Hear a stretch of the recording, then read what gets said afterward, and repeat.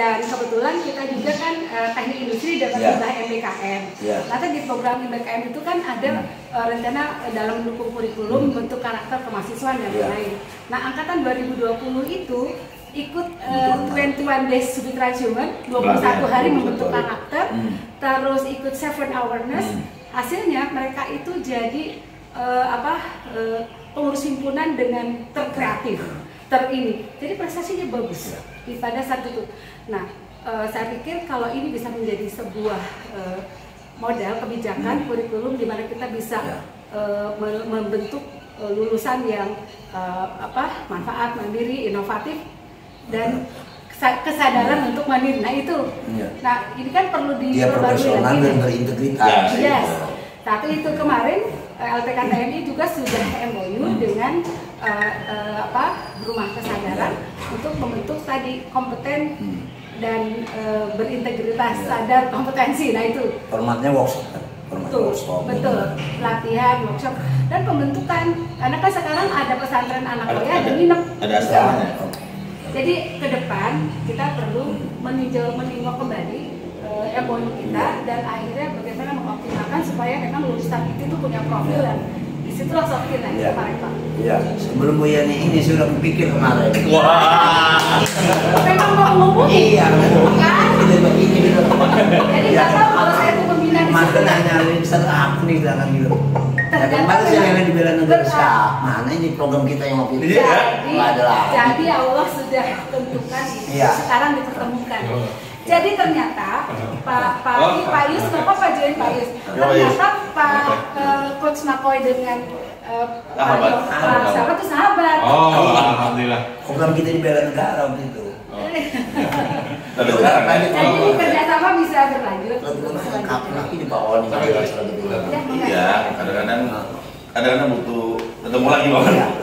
Ya, dari sini ya. Oh ya Pak, ada satu hal dari penelitian Pak itu tanggal 22 itu kan hari bumi. 22 April. April besok. 22 hari bumi. Hari Selasa tuh. Iya, kita memanfaatkan momen itu karena IT itu kan ikut Green Matrix. Iya. Terus saya melanjutkan kembali ruang pintar eco living itu dihidupkan kembali dan nanti mungkin kita akan setting webinar ya. Iya. Tanggal 24-nya tidak dua-duanya.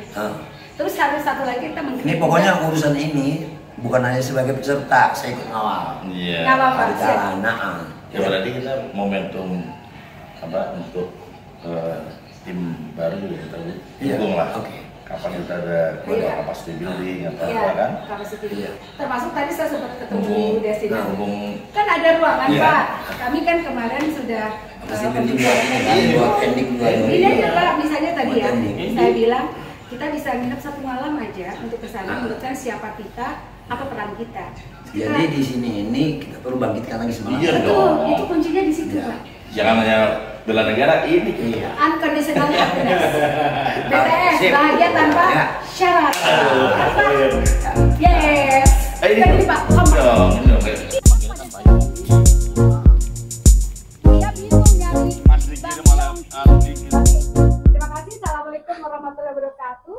Kami sekarang ada di Institut Teknologi Indonesia, Kampus IT, Serpong. Kampus sekarang berbasis kesadaran. Wow. Salam kesadaran Indonesia. Silakan.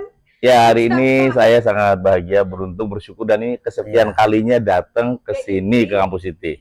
Tetapi baru pertama kali bertemu dengan rektor baru. Ceritanya mau ketemu rektor baru, ternyata sahabat saya, teman lama di bela negara bersama Pak Wawan, Pak Kudrat dan semuanya. Jadi sebenarnya sudah lama kita berkolaborasi dan semoga hari ini berkah halal bihalal, berkah Idul Fitri, kita bisa kolaborasi antara Kampus IT bersama Rumah Kesadaran ya yang diperantara oleh dosen dari Kampus IT, Ibu Yani. Saya sudah sampaikan bahwa sebetulnya itu udah MOU.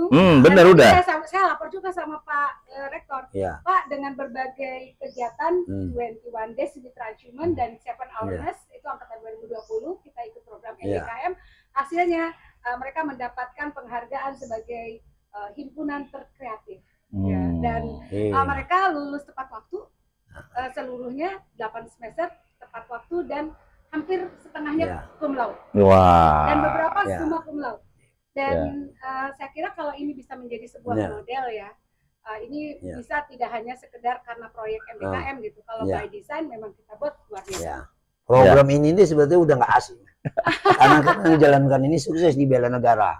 Ya 2 tahun yang lalu kan udah programnya. Tadi kemarin saya berpikir untuk saya menghubungi ini supaya mensukseskan sini.